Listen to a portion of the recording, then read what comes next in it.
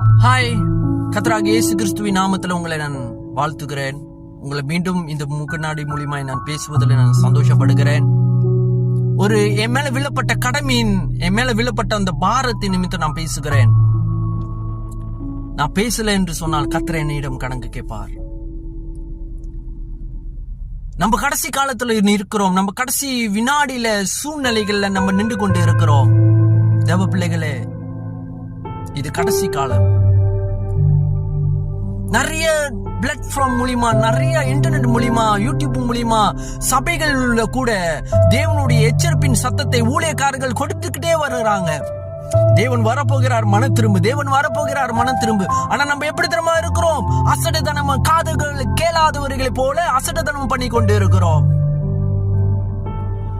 ஜெபிக்கிற நேரத்துல ஜெபிக்கிறது இல்ல, ஃபாஸ்டிங் எடுக்கிற நேரத்துல, கர்த்தருடைய முழங்கால்ல நிக்கிற நேரத்துல நிக்கிறது இல்ல.